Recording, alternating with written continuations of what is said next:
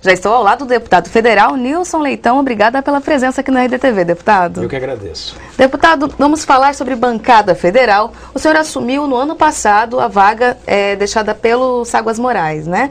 Em razão da questão do TRE e da ficha limpa. Mato Grosso teve prejuízos por causa desse ano de atraso em assumir essa vaga? Eu acredito que o deputado Ságuas também tem aí suas qualidades, seus valores, né? Infelizmente, essa incoerência da segurança jurídica que nós vivemos, acabou ocorrendo isso. Eu e o Ságuas nos elegemos deputado federal dia 3 de outubro e depois, com a validade dos votos do deputado Pedro Henry, acabou ficando eu fora primeiro, depois eu consegui recuperar meu mandato e o Ságuas, infelizmente, ficou fora. Não tenho nenhuma alegria de vê-lo fora. E acredito que o tempo tem que ser recuperado. Então eu não sou muito de lamentar o que perdeu, eu sou muito de comemorar o que se conquistou. Então eu acredito que nesses meses todos eu consegui participar de comissões importantes, presidi uma comissão, que é a Comissão de Fiscalização Financeira e Controle, que é a que convocou os ministros por denúncia de corrupção. Cheguei a presidir essa comissão com quase 6 ministros lá, né? Ministros importantes e assuntos importantes para o país. E hoje nós conseguimos fazer parte, fomos convidados, convocados para ser o vice-líder das oposições na Câmara Federal. Além de tudo isso, levantamos bandeiras que acabou fazendo a diferença. Por exemplo, a interiorização do FMT, um convencimento à atual reitora Maria Lúcia, ela, mesmo sendo de partidos antagônicos ou sendo de oposição, já conseguimos assinar o convênio em Alta Floresta, é a primeira cidade que vai receber a interiorização do FMT, já com curso de enfermagem para esse ano. Julho já tem vestibular, agosto já começa as aulas, ano que vem já está programado farmácia. Queremos continuar esse trabalho no Araguaia, queremos continuar esse trabalho em regiões mais distantes. O senhor falando em interiorização, Mato Grosso ainda sofre muito com o foco na capital, na Grande Cuiabá e o esquecimento dos municípios? Em praticamente todos os setores. Infelizmente, os governos estaduais, ele acaba não vendo isso. Ontem mesmo, numa outra oportunidade, falava sobre isso na saúde, onde se concentra, não tem estrutura da saúde estadual na capital, mas mesmo assim se concentra às custas dos munícipes, né, cuiabanos, e na verdade vem para cá às vezes para poder ter um atendimento básico da saúde, como uma cirurgia letiva de apêndice, ou uma cirurgia de hérnia. Uma cirurgia simples que poderia ser resolvida nos polos. Poderia ser resolvida, claro, ali mesmo, ou nas micro-regiões, que é até um projeto que eu ofereci em campanha eleitoral, estou apresentando na Câmara Federal.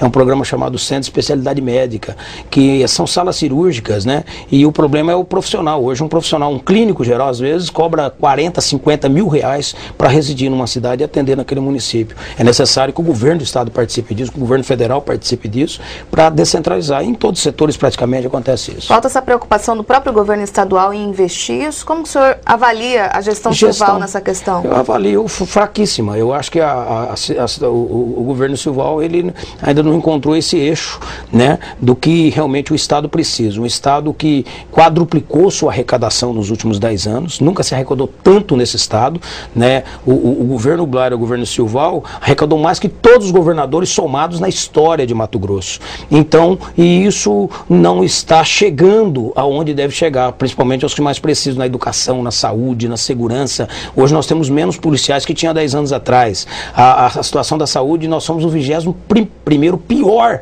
estado em saúde pública do país. Porque aquela frase de falar, não, o Brasil inteiro a saúde vai mal. Peraí, mas não precisamos ser o 21º pior num estado que bate recorde de arrecadação a todo ano, a todo mês, aumenta impostos, aumenta a taxa, aumenta tudo, e ainda usando dinheiro de forma errada, o dinheiro do FETAB sendo usado para pagar folha de pagamento, e acham isso normal. Claro que não é normal, não pode ser normal. Então existe sim, por conta da atual administração, uma falta de foco, uma gestão que está sendo carregada de empreguismo, de cargos públicos, não se preocupando de fato com a verdadeira noção do que um governo tem que fazer. Qual que é a obrigação do governo? Cuidar das pessoas.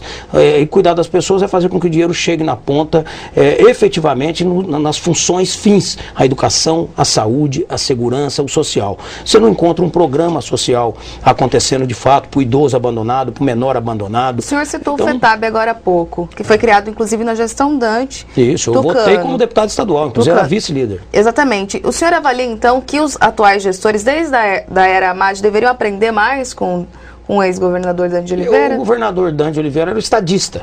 Então ele, tanto que o que tentaram imputar ele, a questão de caixa preta, esvaziou isso com um ano que não tinha prova nenhuma. Ao contrário, ele deixou 7 milhões na conta lá em janeiro de 2003, quando assumiu o FETAB, que era um assunto maldito para a oposição e para os empresários do Estado, passou a ser a única palavra de ordem do governo. Se tirasse a palavra FETAB do governo Blairo, e não existiria governo. O que realmente houve de propaganda era FETAB, onde se vira FETAB. Hoje o FETAB esvaziou, desviou o foco dele, as estradas nossas estão um caos em todos os lugares. Eu estou rodando, não estou falando aqui teoricamente não, eu viajei todas essas cidades nos últimos dias. Já rodei mais de 58 municípios, promessas de obras que não aconteceram, placas em várias cidades em período eleitoral que não estão acontecendo, e de fato o FETAB desviou o foco de uma forma tão grande que hoje nós sofremos aí com a falta de manutenção, ainda mais com obras novas. O senhor fala da questão da gestão Dante, mas depois da gestão Blairo e agora Silval, a população, por exemplo, não reelegeu o tucano Wilson. O senhor acha que a população não reconhece os trabalhos feitos pelos tucanos? Eu acho que nessa eleição em 2010 houve vários equívocos, né? Eu tenho que reconhecer isso. Acho que o Wilson, na minha opinião, foi um grande prefeito, já defendi isso aqui no RD News, até porque quando ele saiu da prefeitura para ser candidato, o Wilson saiu com uma aprovação muito boa, com quase 40% para ser governador de Mato Grosso, mas foi uma candidatura sem dinheiro, que errou o foco na minha concepção. Qual deveria ser o foco? Deveria ter feito uma campanha propositiva, mas apontando, colocando o dedo na ferida onde estavam os erros do Estado. Isso é falar com simplicidade. Na música falava isso do Wilson, onde um Estado que arrecada muito, mas esse dinheiro, a riqueza do grão tem que ser para a saúde, para a segurança e para a educação. E não está sendo. Então o que adianta um Estado rico de bolso cheio de pessoas pobres, de pessoas sofrendo na fila do posto de saúde, onde não tem nenhum crescimento para o ser humano, um desenvolvimento para o pequeno, aquele que precisa de uma oportunidade. Então eu acho que o Estado serve para isso, o Estado tem que entender isso. E na campanha não conseguiu traduzir isso, e aí o Silval ganhou com 50% dos votos, mas 50% rejeitou. 50% da população rejeitou o atual governo e faltou exatamente isso, um pouco mais de força na campanha eleitoral e perdeu a força no meio do caminho. Como que o senhor acha que os tucanos podem reaver essa força política? Eu acredito ter um passado que tem história para contar, né? Não só em nível de Estado, mas também em nível federal, porque hoje está aí o PT comemorando privatizações. A privatização foi um tema que tirou muito voto do PSDB a troco de uma demagogia do PT em campanhas eleitorais, onde pregava uma coisa e agora fazendo outra, né? O PT, ele subiu uma escada da mentira, né? A maioria das conversas do PT em campanhas do governo federal foram conversas que hoje não se concretiza, ao contrário disso, né? Hoje nós votamos o fundo, uma criação de fundo previdenciário para o Executivo, para o Legislativo e para o Judiciário agora na semana passada, inverteu tudo. Os aposentados ali na tribuna da Câmara Federal, vaiando o líder do PT, vaiando o governo federal, vaiando o PT, pela atitude equivocada, ou pelo menos contrária do que se pregava. Então, na verdade, acho que o PSDB basta continuar nesse rumo. Você não vê escândalo do governo de São Paulo, do governo de Minas, do governo de Goiás, do governo do Paraná, que são governos tucanos que administram 54% da população brasileira. E que vão muito bem, com programas fantásticos, servindo de exemplo para o Brasil todo. Eu acho que o PSDB tem uma boa história. O que precisa fazer é focar numa candidatura. Nós estamos fazendo isso agora. Dia 19 de abril, vou falar aqui em primeira mão, estamos trazendo o senador Aécio Neves já numa pré-caminhada, que é um dos pré-candidatos nossos a presidente da República. E começa a caminhada já nessa campanha de 2012, onde nós lançaremos a pré-candidatura do nosso deputado Guilherme Maluf à Prefeitura de Cuiabá e outros prefeitos. Nós temos mais de 40 pré-candidatos a prefeito. O partido só cresce disputando. O time que não joga não ganha torcida. Melhor então ter mais pré-candidatos. Nós vamos ter muitos candidatos a prefeito justamente para tentar fazer com que o partido cresça. Na função de presidente do partido estadual, já deu uma evoluída grande. Nós vamos visitar os 141 municípios e tentar motivar essa turma toda que quer participar da campanha eleitoral. É de conhecimento que o PSDB é oposição ao PT. PT é esse que também é base do governo do PMDB. A gente estava falando agora há pouco da questão do governo Silval. Mesmo assim, deputado, como é possível que a bancada parlamentar de oposição socorra ao estado de Mato Grosso, já que é uma briga além do partido, né? Tem a ver com benefícios para o Estado. A questão de recursos, por exemplo, eu estou com a bandeira do veto da cana. Eu nunca vi ninguém brigar por isso. O governo, estou dizendo em termos de governo, nós vamos derrubar o veto da cana e vamos proporcionar ao Mato Grosso que venha para cá as usinas. A Bung vai investir 2,5 bilhões de reais. É isso que o governo tem que ir atrás. É isso que o Dante fazia lá com o Mato Grosso, hora de investir, né? É fazer com que traga essas indústrias para cá, gere emprego para regiões onde foi totalmente desmontada devido ao aparato do governo na questão demagoga do meio ambiente, caolha de achar que estava destruindo a floresta e não libera um projeto de manejo. É um Estado que distorce as coisas. Para derrubar tudo você consegue uma liberação em 90 dias. Para fazer um projeto de manejo onde você só tira a árvore do meio da floresta e não derruba a floresta, você fica 4, 5 anos na fila para poder conseguir e joga todos esses empresários para a ilegalidade. É um governo onde a SEMA não funciona, infelizmente, já com os escândalos que houveram, corrupções que houveram, faz o Estado atrasar. O problema de oposição com o governo não é problema de recurso, o que depender, tanto que eu coloquei emendas, né? O deputado Bezerro, o deputado Pedro Henrique, colocamos mais de 100 milhões para ligar o Mato Grosso a Rondônia, na 174, a pedido do governador. Então são 33 milhões de cada um que está ligando a BR-174, que liga Juína até a divisa de Rondônia, para ligar os dois estados irmãos que estão de costas um para o outro. Então o problema não está nos recursos, o problema é que nós não concordamos com a gestão que está aí. Eu não concordava com a Gecopa, eu falei aqui. A Gecopa era um absurdo, um gasto que eu falei nesse programa, inclusive, e que graças a Deus acabou, mas tornou-se Gecopa. Eu ainda não concordo. Eu acho que deveria ser uma comissão de 4, 5 pessoas, como é em São Paulo, em outros estados, já existem as secretarias afins para tocar isso. O senhor falou sobre emendas. E alguns deputados da bancada federal estão chiando com a presidente Dilma em razão do veto, do corte aí de quase mais de 20 bilhões de reais nas emendas parlamentares. Como que o senhor avalia essa iniciativa da presidente? É errada, ela mentiu para o Brasil, porque em dezembro ela fez um pronunciamento dizendo que não cortaria emendas. E o pior, cortou, dos 54 bilhões que ela cortou, 24 bilhões é da saúde. Quer dizer, é uma demonstração clara que não tem uma preocupação, uma prioridade com o setor que está no caos, que está aí sendo enterrada a cada dia, numa situação ridícula. O grande problema, que aí a discussão que o PSDB e os partidos de oposição está fazendo, nós vamos apresentar na Câmara Federal uma proposta de orçamento impositivo.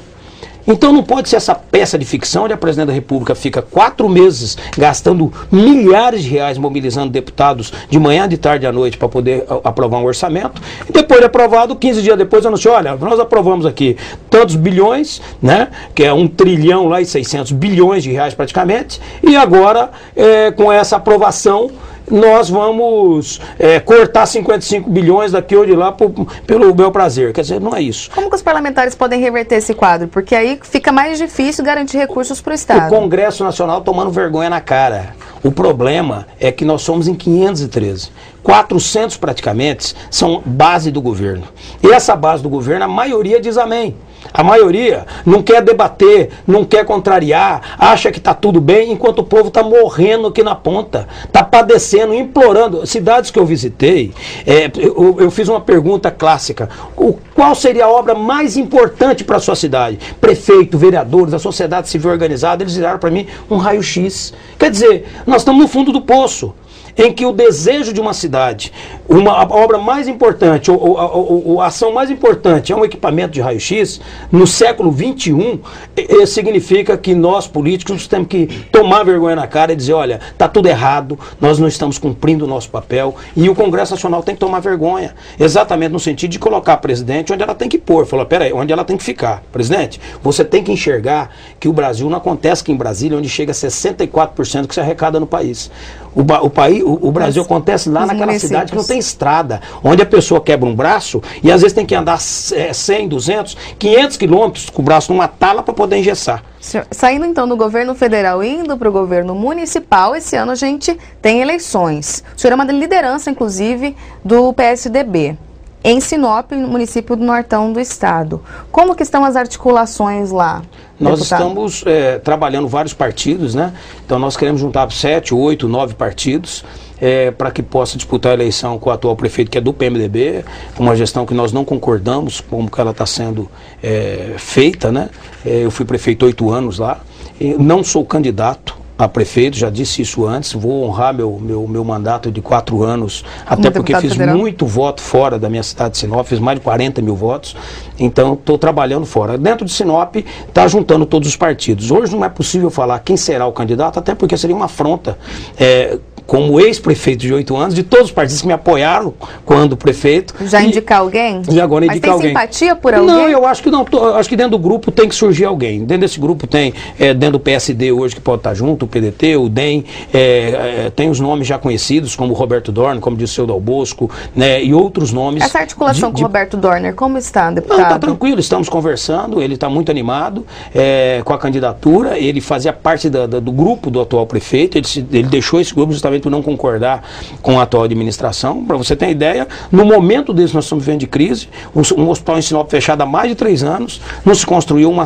escola, não se construiu uma creche, um posto de saúde, uma praça, não tem nenhuma obra de vulto, a prefeitura virou com mais de 30 milhões de dívidas, eu deixei com 5 milhões na conta, e ontem na Câmara Municipal aprovaram criação de cargos de confiança, quer dizer, na contramão da gestão pública, da lei de responsabilidade fiscal, da responsabilidade social. Seria uma atitude eleitoreira? Eleitoreira e desnecessária, isso também não dá voto, uma atitude burra na minha opinião, porque não dá voto, emprego não dá voto, o que dá voto é resultado, a população quer resultado, quer ver mais médicos, quer ver o professor na sala de aula, né? Lá está acontecendo o contrário, lá o município está doando escolas que eu construí para o Estado, porque o Estado não constrói escola lá há muitos anos. Então, não há medo do Dorner, por exemplo, voltar atrás, então, já devido às articulações? O ser humano, cada um é um, eu falo pelo meu partido. Acredito que não. Ele pode ser esse nome, como eu citei o nome do senhor, o PSDB também estará escolhendo o nome até o final do mês, né? Outros partidos terão a oportunidade de apresentar o nome, nós colocaremos o que é o melhor para o grupo, né? E não receio, no caso, por exemplo, o Silval é aliado do atual prefeito Juarez Costa, né? Como que fica essa questão partidária, esse embate? Não há um receio do partido de perder mais uma eleição? Não, acho que a eleição você não pode ter preocupação de perder, até porque a democracia ela é composta de 2 lados, o que ganha e o que perde. Um ganha para governar, outro ganha para poder contraditar, para debater e representar aquela população que não está sendo atendida por quem ganhou. Então a democracia é importante, não é só para quem ganhou. Eu sou um político muito tranquilo em relação a isso. Eu não me sinto inferior quando perco e nem superior quando ganho. Mas há um receio, por exemplo, do governador usar a máquina? Já está usando, usa a máquina através de outros setores, mas na verdade, a disputa vai ser feita exatamente apontando o que está errado, né? É um município rico, né? É um município que não pode ficar um município 3 anos e meio sem construir um PSF. Não abriu um PSF novo num município que cresce 10% ao ano. Quer dizer, não justifica continuar mandando. Para encerrar, deputado, o senhor faz parte da subcomissão da Copa e Olimpíadas lá no Congresso Nacional. Como que estão as articulações em relação à Copa? Cuiabá vai sediar mesmo, as obras vão sair? Como que está o processo de fiscalização e controle desses recursos? Eu não tenho nenhuma dúvida que Cuiabá vai sediar e sou totalmente a favor da Copa. Agora, eu sou contrário à forma que foi feita e planejada, ou mal planejada, a Copa do Mundo. Né? Foi em 2007 que criou a G-Copa. Passaram anos gastando dinheiro que não deveria gastar. Né? Na minha opinião, uma opinião pessoal minha, eu não teria construído o estádio onde é o Verdão. Na verdade, desmontar um para construir outro num momento de crise financeira, que falta dinheiro para tudo, né? Ter o luxo de falar, vou desmanchar essa casa e construir uma nova aqui, luxuosa. Não, eu teria já passado a construção desse estádio para iniciativa privada, que é um estádio à parte, não teria tirado dinheiro público, os 400 milhões eu estaria investindo em asfalto, em hospitais, em educação, né? E eu não tenho dúvida que eu faria isso, né? Então, qualquer um poderia fazer isso. Na verdade, eu acho que a Copa do Mundo, ela se tornou muito desgaste em relação a essas denúncias que está ocorrendo. O Mato Grosso está muito envolvido, o próprio VLT, o requerimento convocando o ministro das Cidades é um requerimento da minha autoria, né? Quando houve essa dúvida, agora nós estamos pegando todos os dados disso, a minha função é fiscalizar. Não adianta ficar com a poesia e dizer, não, é importante acontecer a Copa, porque é mais importante que o dela. É importante ela acontecer, sou a favor dela, mas alguns itens têm que ser corrigidos. O primeiro é fiscalizar o dinheiro público na aplicação dele. O segundo é a dívida que vai ficar quase 3 bilhões de dívidas para o estado de Mato Grosso. Essa dívida será dividida em 30 anos e será rateada para os 141 municípios.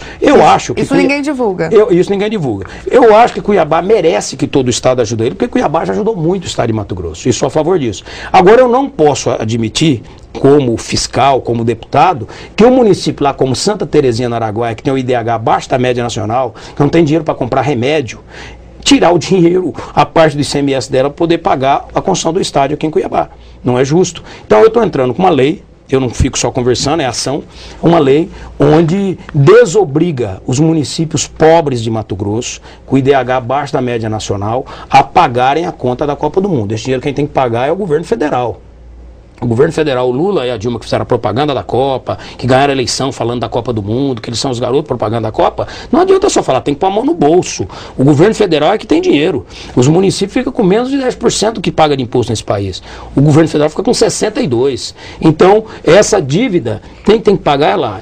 Tudo bem, os municípios mais ricos ajudarem a pagar a conta, como Sinop, Tangará, não deveria ser, mas tudo bem. Vamos engolir. Agora, um município pobre, que está quebrado, desempregando, que não tem alternativa e oportunidade para aquele jovem daquela cidade, tirar dinheiro de lá para pagar uma conta, não é justo. O senhor falando dos benefícios e prejuízos dos recursos. E esses embates políticos que têm ocorrido, como o recente caso do secretário da Secop, Éder de Moraes, e o senador Pedro Tax. Como o senhor avalia? Eu avalio que é normal, como eu estou fazendo. Eu só não consigo criar essa polêmica, né?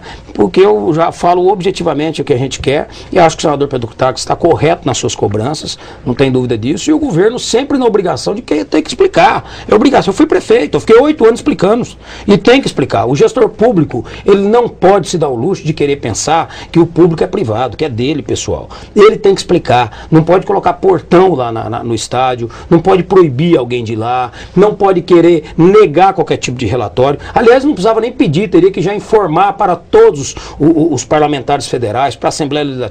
Eu iria mais longe. Se eu fosse governo do Estado, eu faria a prestação de conta a todas as câmaras de vereadores e as prefeituras, porque eles é que vão pagar essa conta, essa dívida que vai ficar aqui. Então, na verdade, precisa essa transparência, que não haja desconfiança. Além da questão oposição-situação, não haja desconfiança numa obra tão cara que é a Copa do Mundo e tão necessária para que o Mato Grosso fique na história mundial como uma sede que foi exemplo, e não fique na história como uma cidade e um estado endividado por conta de uma obra mal feita. Então eu acredito que a transparência ela é soberana no serviço público e teria que ser dessa forma. Tá certo, deputado. Obrigada pela presença aqui na RDTV.